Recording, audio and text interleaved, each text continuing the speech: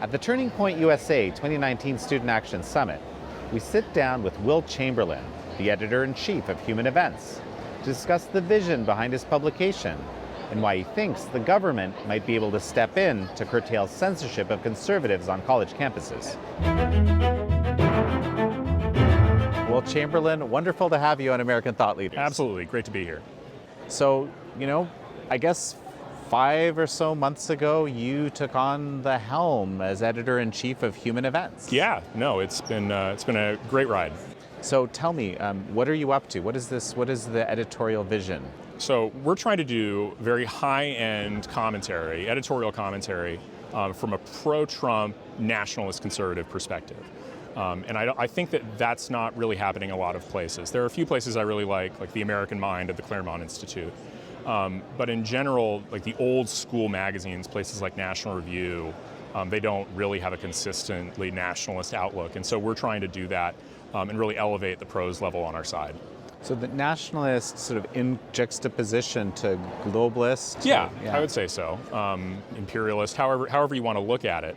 But we're very much, we don't see it as either neoconservative or isolationist, right? So the neoconservatives want to do regime change wars everywhere. We're very much in opposition to that. But we're talking seriously about what should America do in Mexico to deal with the serious crisis there and how that impacts us from our own national security perspective. Similarly, we want to talk about how to confront China, which is a rising great power to our own great power. And we don't see those, we see doing things, using foreign policy to engage both China and Mexico is very much in America's national interest and thus part of a nationalist project. So it's very interesting, very often you see nationalism and isolationism equated to the point where even when I think about it, and I know that these are not the same things, they kind of conflate in my mind. And this is, am I right? How does this work? It's often characterized that way by neoconservatives so as to justify intervention, but it's just not true. Yoram Hazony wrote a really great book, The Virtue of Nationalism, where he talked about nationalism as being a sort of seeking a respective nation-state global order, but also looking out for the national interests of your country. And so while it would be obvious that a nationalist would want to make sure that China's values don't dominate in America, by the same token it would say that regime change wars are bad on the other hand. And it doesn't mean that the right answer to every foreign policy program is to simply, stop intervening or retreat. That's just not how we look at the world. Oh, interesting. So by China's values, you're talking about Chinese Communist Party here, exactly, right? The Chinese Communist Party. It's pretty obvious that their values don't even respect free speech in the slightest. They have a giant firewall on the internet. That's very incompatible with how Americans view the world. When it comes to things like basic human rights, the way that they are treating their Muslim population in Xinjiang is completely anathema to Americans. We've had a massive debate over whether it's okay to restrict immigration from certain Arab countries due to problems on their own end in terms of vetting people. They're putting people in camps to re-educate them. There's a wide difference between what China's values are broadly and where even the debate is between left and right in America. No, absolutely, and obviously this is something we're acutely aware of. Right. here at the Epoch Times. So, talking about free speech, you actually have, I know, a lot of thoughts about the issue of free speech and beyond on campus. Where Absolutely. There are these battles that are taking place. Yeah. It's obvious that the university system is not particularly protective of free speech anymore. We can force them to if they're public universities by going to the courts because the First Amendment governs them and makes them give people a place to speak. But in general, they're not promoting any sort of culture of free speech, nor are they protecting ideological diversity, conservatism on campuses. And one of my big projects is to make the conservative movement much more adversarial towards college campuses and universities and be willing to use government power to push on them so that they are not factories of Marxism anymore. So I coined something that is a bit hyperbolic, as happens, called Seize the Endowments, which is the idea that if the universities are not acting in our interests and are leaving kids hundreds of thousands of dollars in debt and not clearly better off, that the answer might be to take their endowments and use them to cover the student loans of the kids who have been effectively defrauded. Doesn't that like trigger the libertarian in you? Right, and I mean, there are constitutional issues here, right? Seizing private property without due process has certain, Fifth Amendment issues. But at the same time, I think it's important to sort of have a stance, an attitude towards the university system, the same way Democrats have towards coal companies. The conservative movement should treat universities. Maybe you should exist. Maybe we'll negotiate that. So it's a pretty extreme position. So factories of Marxism. I think that's what you said. Yeah, and I think that's accurate. And there's another point too, which is that conservatives have been fighting for free speech on college campuses for decades, especially very hard in the last decade. Right. And there's plenty of entities that do that and litigate it in the courts and do very noble work. But things are getting worse. They're not getting better. The culture on college campuses gets worse and worse and worse for conservative students, and it gets harder and harder to be a conservative on a college campus.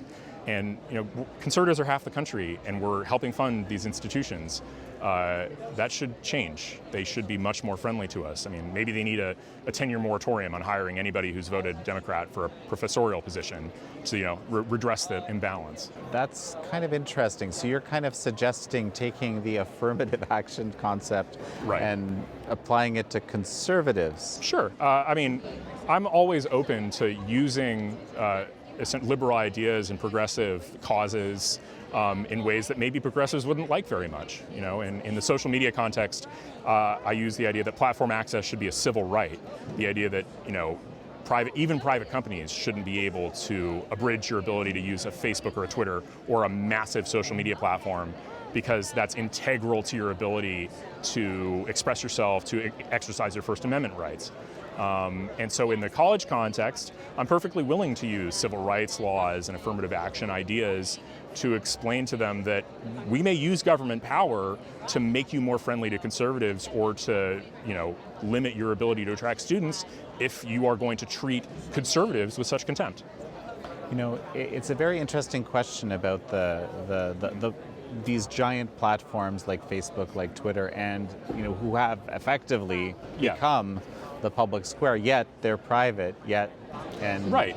And I think an old kind of libertarian conservative would say, oh, well, they're private companies, they can do whatever they want. Well, doing whatever they want is shutting down conservative speech and hurting conservatives' ability to win election. So that seems like a self-defeating principle to me. I don't believe in self-defeating principles for conservatives. And I think we should be willing to use government power both towards universities and towards social media companies to make sure that they aren't, if they're going to act so adversarially to the conservative movement, we should be willing to use government power to threaten their interests. So this is really interesting. So basically, this philosophy that you're describing, that's essentially, is that the editorial direction of Human Events now? The best one is we actually ran an article called Against Peacetime Conservatism, and that comes from The Godfather, the idea of a peacetime consigliere and why they got rid of Tom Hagen, if you're a film nerd. But the idea being that in an environment like 2019, where the left does not view conservatism as a legitimate political viewpoint, and its end goal is to see it extinguished effectively. It's not a peacetime environment, and as a result, I think that conservatives being practical and pragmatic and using government power to win the culture war is something that we should be doing, even if it contradicts libertarian principles. And just define the culture war for me briefly. That's a challenging question. It begins with it's the essentially war of ideology that exists throughout academia, the media, and social media, and just in terms of in politics, and that manifests itself in the way that how you're treated in the workplace, what it's like to be on a college campus, what it's like to be a conservative on the internet, and the ability and how it's almost how politics seeps into the daily lives of individuals, where you're in the culture war when your political beliefs are getting you fired from your job or harassed on a college campus. I see. It's inductive. Yes. Yeah. So you're kind of defining it inductively here. Right. Yeah. I don't have some a priori definition of the culture war, but it's like that. What the Supreme Court said about pornography, you know it when you see it. So you do know you're in the culture war when you're getting canceled or something like that. So, but you told me offline a little earlier that you're relatively new to conservatism in the first place. And, yes. I only came around, I would say, to conservatism as such in 2013, 2014. Before that, I'd probably have classified myself as a libertarian. But I think, eventually you sort of evolve on issues. The libertarian solution is just not persuasive when it comes to a number of major issues facing the right more broadly. I mean, libertarians oppose socialism but support open borders in many cases. If you have open borders, you're not going to get socialism. It's pretty obvious. If you have open borders, if you have open borders, you're going to get socialism. Oh, okay. I got you. Good correction. Good correction. Yeah. Okay, understand. And why? That's a broad sweeping statement, but I mean, right? an immigration from of low-skilled workers, of people who are not well off, those people are going to be more attracted towards policies that transfer wealth. That's going to inevitably lead towards more socialism. Being careful about immigration policy is necessary to avoid socialism because we live in a democracy. Fascinating. So what's next for Human Events? The very first thing, we're just trying to put out consistently high quality content and more of it as we get better. I'm new to media, right? I was a lawyer by training. Right. I only took on the editor-chief job at the end of July. And so I'm new to all sorts of different things, and I'm just trying to get my arms around the business of running a media outlet. But we're trying to, on the one hand, put out really good content that does well on social media, and on the other hand, also we see as a part of our project using social media and Twitter and Facebook, not just to spread our articles, but to push out ideas and work with influencers to amplify the messages that we think need to be heard.